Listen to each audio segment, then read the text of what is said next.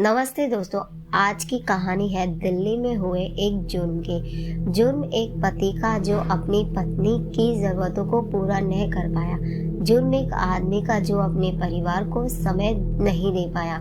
और जुर्म एक पत्नी का जिसके कदम इसलिए बह गए क्योंकि उसकी ज़रूरत उसके पति से पूरी नहीं हुई। बिना देरी किए मैं कहानी शुरू करती हूँ। सुरेश अपनी कार में बैठकर आगरा जा रहा था। वो फोन पर बात करते हुए किसी से कह रहा था, अरे यार, तुम क्लाइंट को वेट करने के लिए कहोगे ही मत। मैं 1 घंटे में आगरा पहुंच रहा हूँ और कल खुद उनके साथ भोपाल जाऊँगा और डील को पक्की करूँगा। तुम तब तक बस उनका ध्यान रखो, मैं आ रहा हूँ। सुरेश मन ही मन सोचता है, मुझे भागना ही होगा, ज़िंदगी से तेज भागना ही होगा ताकि मेरे बच्चों को जो चाहिए वो उनके मांगने से पहले उनको मिले। मेरी पत्नी को वो सब मिले जो उसने सपनों में सोचा हो। अपने परिवार के लिए बहुत पैसा कमाने के लिए मुझे दौड़ते रहना ही होगा। सुरेश अपने परिवार के साथ हाल ही में दिल्ली शिफ्ट हुआ था। उसका एक 10 साल का बेटा नीरज भी था और उसकी पत्नी नीलिमा हाउस वाइफ थी। शादी के पहले साल तक सुरेश काफ़ी रोमांटिक था, पर 1 साल बाद ही वो अपने बिजनेस में इतना बिजी रहने लगा कि वो अपने परिवार को समय ही नहीं दे पाता था। उसकी शादीशुदा ज़िंदगी बर्बाद हो रही थी। सुरेश को लगता था कि वो पैसे से ही परिवार की सारी ज़रूरतें पूरी कर सकता था, पर उसे क्या पता था कि ये गलतफहमी ही उसकी ज़िंदगी की सबसे बड़ी भूल होगी। सुरेश भोपाल से वापस आता है तो उसका बेटा नीरज उससे लिपट जाता है, फिर शिकायत करता है, पापा, आप स्कूल के फंक्शन में क्यों नहीं आए? सबके पापा आए थे। सुरेश कहता है, पापा बिजी थे ना, अगली बार जरूर चलेंगे। इतना कहकर सुरेश नीरज को एक खिलौना और काफ़ी सारी चॉकलेट देता है। नीरज खुश होकर चला जाता है। सुरेश नीलिमा के साथ कमरे में जाता है और उसको एक सुंदर हार गिफ्ट करता है और पूछता है, कैसा लगा? नीलिमा कहती है, आपके परिवार को आपकी जरूरत है, आपके समय की। आखिर क्या करेंगे हम इतने सारे रुपए पैसे का जब आप ही हमारे साथ नहीं होते। सुरेश कहता है, मैं इतनी मेहनत तुम लोगों के लिए ही तो कर रहा हूँ, पर तुम कभी मुझसे खुश ही नहीं होती। इतना कहकर सुरेश गुस्से में सोने चला जाता है। नीलिमा मन ही मन कहती है, आखिर कब तक मैं इस अकेलेपन को सहूंगी? मेरी भी कुछ ज़रूरतें हैं, जिस्मानी भी और मानसिक भी। मैं भी चाहती हूँ कि अपनी बातें, फीलिंग्स शेयर करूँ। क्या मैं जवानी इसी तरह बर्बाद होने दूँ? ये सब सोचते हुए नीलिमा खिड़की से बगल वाले घर की तरफ देख रही होती है। उस घर की खिड़की से उसे एक लड़का दिखाई देता है जो पढ़ाई कर रहा था। नीलिमा उस लड़के को कुछ देर तक देखती रहती है। न जाने क्यों नीलिमा उस लड़के की तरफ खींची जा रही थी। अगली सुबह नीलिमा नहाने के बाद कपड़े सुखाने छत पर जाती है तो उसकी नज़र बगल वाले घर की छत पर पड़ती है। वहाँ वही लड़का एक्सरसाइज कर रहा था। उस लड़के का नाम आर्यन था। आर्यन अपने माता पिता के साथ रहता था। पढ़ने में बहुत ही तेज था और सीए की तैयारी कर रहा था। आर्यन का शरीर बहुत ही सुडौल था। रोज कसरत करने की वजह से काफ़ी अच्छे मसल्स थे उसके। तकरीबन 20 साल की उम्र होगी उसकी। नीलिमा आर्यन को कसरत करते देख अपने होठों को दांतों से दबाने लग जाती है। तभी आर्यन की नज़र नीलिमा पर पड़ती है। नीलिमा एक शरारती स्माइल आर्यन की तरफ करती है और इशारों में आर्यन के शरीर की तारीफ करती है। आर्यन भी स्माइल करता है। इसके बाद तो 2-3 दिन तक वे दोनों छत से एक ही दूसरे को देखते रहते हैं और बातें करते हैं। एक शाम को आर्यन अपनी माँ के साथ सब्जी खरीद रहा होता है, तभी नीलिमा वहाँ आ जाती है। आर्यन की माँ नीलिमा से कहती है, अरे, आप तो हमारे नए पड़ोसी हैं ना? नीलिमा कहती है, हाँ, अभी कुछ दिन पहले ही शिफ्ट हुए हैं। आर्यन की माँ का नाम शीला था। शीला कहती है, मैं थोड़ी देर बाद आपको इनवाइट करने ही आ रही थी। कल मेरे बेटे आर्यन का बर्थडे है ना, आप और आपके हस्बैंड और आपका बेटा तीनों आइएगा। नीलिमा कहती है, मेरे हस्बैंड तो नहीं आ पाएंगे, वो बहुत बिजी रहते हैं। शीला कहती है कोई नहीं, आप आ जाइएगा। अगले दिन सुरेश बिजनेस के लिए मुंबई चला जाता है और शाम को नीलिमा नीरज के साथ आर्यन के घर जाती है। वहाँ शीला नीलिमा को बाकी पड़ोसियों से मिलाती है। आर्यन नीरज को अपने साथ अपने कमरे में ले जाता है ताकि वो बच्चा बोर ना हो, इसलिए वो उसके साथ गेम खेलने लग जाता है। थोड़ी देर बाद नीलिमा कमरे में आती है और कहती है, चलो आर्यन, केक नहीं काटोगे क्या? नीरज केक का नाम सुनते ही नीचे भाग जाता है। अब कमरे में नीलिमा और आर्यन अकेले थे। नीलिमा जानती थी कि आर्यन भी उसको पसंद करने लगा था। आखिर नीलिमा थी ही इतनी खूबसूरत, एक बच्चे की माँ होने के बाद भी उसका बदन सुडौल था। नीलिमा आर्यन को चॉकलेट देते हुए कहती है, ये रहा तुम्हारा गिफ्ट। आर्यन कहता है, ये तो बच्चों वाला गिफ्ट है। नीलिमा कहती है तो बड़ों वाला गिफ्ट तो तुम्हें कल मिलेगा, आ जाना 10 बजे मेरे घर। अगले दिन आर्यन नीलिमा के घर जाता है और नीलिमा से कहता है, वो माँ ने नीरज के लिए गाजर का हलवा भेजा है।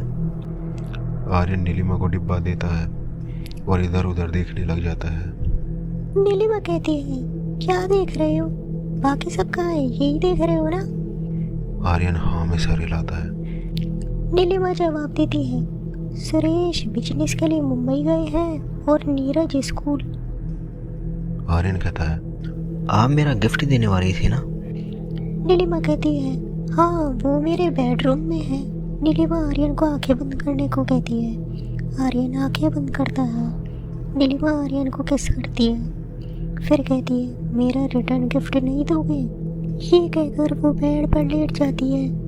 फिर आर्यन नीलिमा के पास आता है और दोनों संभोग करने लग जाते हैं। दोनों के बीच एक जबरदस्त अफेयर शुरू हो जाता है, जहाँ इस अफेयर की वजह नीलिमा के लिए उसकी जिस्मानी जरूरत थी और उसका अकेलापन था, वहीं आर्यन भी अपनी पढ़ाई का स्ट्रेस दूर करने और जवानी के जोश में इस अफेयर में पड़ गया था। लगभग 3 घंटे बाद आर्यन कहता है, अब मुझे चलना चाहिए। नीलिमा कहती है, अपना नंबर तो देते जाओ। फिर दोनों एक दूसरे का मोबाइल नंबर लेते हैं। अब जब भी सुरेश ऑफिस जाता तो नीलिमा और आर्यन साथ में होते थे, और जब जब सुरेश शहर से बाहर जाता तब तब आर्यन छत से नीलिमा के घर रात को आ जाता और दोनों सुबह तक बेडरूम में रात गुजारते। नीलिमा अपने बच्चे के कमरे के दरवाजे को भी बाहर से बंद कर देती थी ताकि नीरज को कभी भी पता न चले कि आर्यन रात को घर में आता है। आखिर बच्चा था, कहीं कुछ देख लेता तो अपने पापा से को कह सकता था ना। आखिर नीलिमा भी थोड़ी चालाक थी। नीलिमा और आर्यन घंटों फोन पर बात भी करते थे। जिस्मानी ज़रूरतों के लिए शुरू हुआ यह अफेयर अब भावनात्मक ज़रूरतों के लिए भी ज़रूरी हो गया था। नीलिमा के मन में आर्यन के लिए फीलिंग्स बहुत ज़्यादा बढ़ गई थी। 1 साल तक सब सही से चलता रहा। 1 साल बाद आर्यन का सीए का रिजल्ट आया।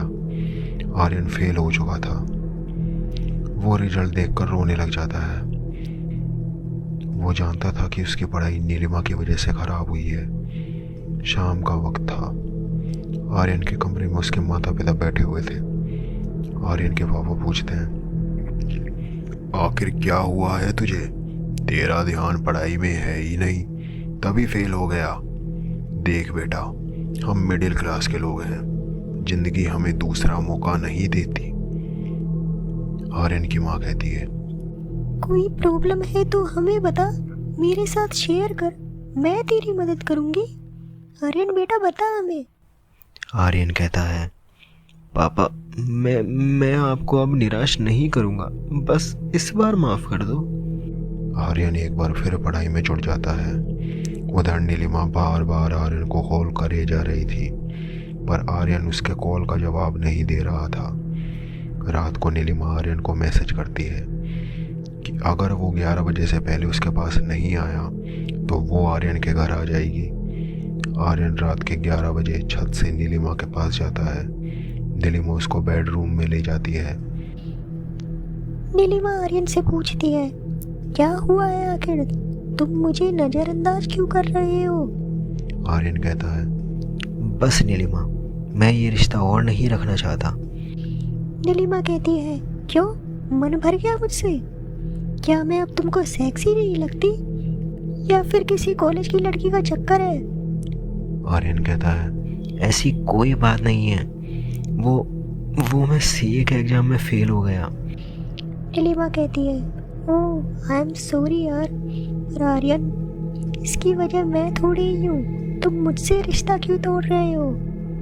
मैं तुमसे बहुत प्यार करती हूँ आर्यन। इतना कहकर नीलिमा आर्यन के सीने से लिपट जाती है।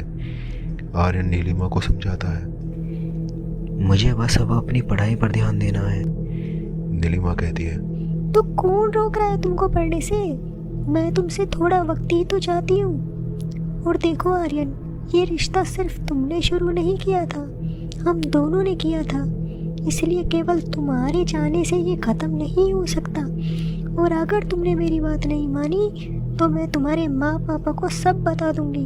तो बताओ, रहोगे ना साथ मेरे? आर्यन डर जाता है, वो हाँ में सिर हिलाता है। नीलिमा आर्यन से कहती है, तो चलो, तुम्हारा सारा स्ट्रेस दूर कर देती हूँ। इतना कहकर वो आर्यन को बाहों में लेकर लेट जाती है। तभी घर की डोरबेल बजती है। नीलिमा कहती है, लगता है सुरेश जी आ गए। तुम जल्दी से जाओ यहाँ से, छत पर से निकल जाओ। आर्यन अपने घर चला जाता है। वो परेशान होकर कमरे में चेयर पर बैठ जाता है और मन ही मन कहता है, नहीं, मैं ऐसे अपनी ज़िंदगी बर्बाद होने नहीं दे सकता, मुझे कुछ तो करना ही होगा। अगली सुबह सुरेश मुंबई के लिए चला जाता है। उसका बिजनेस ही ऐसा था जो उसे सुकून लेने ही नहीं देता था। रात को नीलिमा आर्यन को कॉल करके कहती है, 12 बजे आ जाना, नहीं तो मैं तुम्हारे घर आ जाऊंगी। रात के 12 बजे आर्यन किचन की तरफ जाता है और वहाँ से एक बड़ा चाकू लेता है और उसे एक कपड़े में लपेट लेता है और मन ही मन कहता है, आज ये किस्सा ख़त्म ही कर दूंगा। आर्यन नीलिमा के घर जाता है। नीलिमा उसे बेडरूम में ले जाती है और उसके सीने से लग जाती है। फिर कहती है, रुको, मैं नीरज के कमरे का दरवाज़ा बंद कर आती हूँ। अगर वो आ गया तो सब गड़बड़ हो जाएगी। आर्यन कहता है, रुको, आज मैं तुम्हारे लिए एक गिफ्ट लाया हूँ। मैंने तुम्हें कल गुस्सा किया ना, चलो जल्दी से अब अपनी आंखें बंद करो। नीलिमा आंखें बंद करती है और आर्यन उसका गला चाकू से रेत देता है। नीलिमा फर्श पर गिर जाती है। चारों ओर खून ही खून हो जाता है। आर्यन वहीं बैठकर रोने लग जाता है। उसे पछतावा हो रहा था। वो वहीं 1 घंटे तक रोता रहता है। तभी वहाँ नीरज आ जाता है। आर्यन उसे देखकर डर जाता है। नीरज रोते हुए कहता है, आर्यन भैया, अपने मम्मी को मार दिया। आर्यन नीरज को पकड़ता है और उसके सीने में चाकू से 2-3 वार करता है। नीरज की वहीं मौत हो जाती है। आर्यन अपने घर चला जाता है। वो खून से सने चाकू को अपने कमरे में एक बॉक्स के अंदर रखकर उसे अलमारी में छिपा देता है। 1 दिन बाद सुरेश घर आता है। वो कई बार डोरबेल बजाता है, पर जब कोई दरवाज़ा नहीं खोलता तो वो दूसरी चाबी से दरवाज़ा खोलकर अंदर जाता है। अंदर बेडरूम में जाकर जब वो अपने बीवी बच्चे की लाश देखता है तो रोने लग जाता है। नीलिमा, नीरज, ये क्या हो गया? थोड़ी देर बाद वो पुलिस को कॉल करता है। पुलिस वहाँ आती है और सबूत जुटाने लग जाती है। पुलिस घर की तलाशी लेती है कि कहीं किसी ने चोरी तो नहीं की, पर सारा सामान अपनी जगह पर था। पैसे गहने कुछ चुराया नहीं था। इंस्पेक्टर सुरेश से पूछता है, आपको किसी पे शक है? सुरेश जवाब देता है, नहीं, मेरा तो कोई दुश्मन भी नहीं है। इंस्पेक्टर, आप कातिल को ढूंढिए, उसको कड़ी से कड़ी सजा दीजिए, जिसने मेरी दुनिया खत्म कर दी। आपको जितने पैसे चाहिए मैं उतने दूंगा। इंस्पेक्टर कहता है, आपको पैसे देने की जरूरत नहीं है, ये हमारा काम है, हम जल्दी ही कातिल को पकड़ लेंगे। इंस्पेक्टर लाश को पोस्टमार्टम के लिए भेज देता है और नीलिमा की कॉल डिटेल निकलवाता है। पोस्टमार्टम रिपोर्ट से पता चलता है कि नीलिमा का कत्ल रात के 1 बजे हुआ और बच्चे का कत्ल लगभग 1 घंटे बाद। कॉल रिकॉर्डिंग से पता चलता है नीलिमा की आखिरी बात कॉल पर आर्यन से हुई और बीते 1 साल में दोनों के बीच काफ़ी बातें हुई। बिना देरी किए पुलिस आर्यन के घर जाती है और उसके घर की तलाशी लेती है। उन्हें वो खून से सना चाकू मिल जाता है। पुलिस आर्यन को थाने ले आती है। इंस्पेक्टर आर्यन से पूछता है, क्यों मारा नीलिमा को? आर्यन इंस्पेक्टर को सब सच बता देता है। इंस्पेक्टर आर्यन से पूछता है, पर उस बच्चे को क्यों मारा? उसकी तो कोई गलती भी नहीं थी। अफेयर तो तुम्हारा और नीलिमा का था ना, आखिर फिर उस बच्चे ने ऐसा क्या किया जो उस बच्चे को मारा? और तुम नीलिमा को मारने के बाद 1 घंटे तक वहाँ रुके क्यों रहे?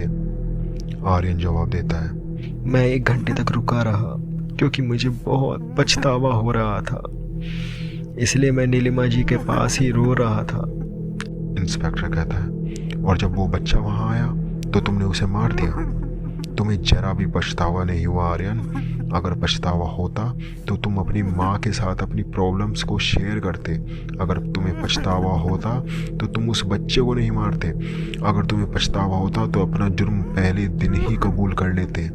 अब पूरी ज़िंदगी जेल में गुजारना और पछतावा करते रहना। आर्यन रोता रहता है। इंस्पेक्टर सुरेश के घर जाता है और उसे कातिल और कत्ल की वजह बताता है। इंस्पेक्टर बताता है कि नीलिमा जी ने अपने अकेलेपन और ज़रूरतों को दूर करने के लिए आर्यन के साथ अफेयर किया।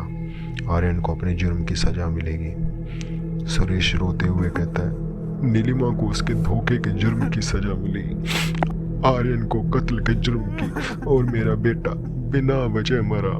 पर मुझे मेरे जुर्म की क्या सज़ा मिलेगी? मैं पैसे के पीछे भागता रहा, परिवार की तरफ ध्यान ही नहीं दिया, समय नहीं दिया, उनकी ज़रूरतों को पूरा न कर सका। इंस्पेक्टर कहता है, संभालिए अपने आप को। अपने परिवार के ख़त्म होने का दुख ही सबसे बड़ी सज़ा होती है। तो दोस्तों, आप कमेंट में बताइए सबसे ज़्यादा गुनहगार कौन था, सुरेश, नीलिमा या आर्यन? अगर आपके पास भी कोई कहानी या आपके परिवार का या आपके दोस्त के साथ घटी कोई घटना है तो हमें कमेंट के जरिए कांटेक्ट करें, हम आपसे कांटेक्ट करेंगे। कहानी अच्छी लगी हो तो लाइक शेयर करें और चैनल को ज़रूर सब्सक्राइब करें।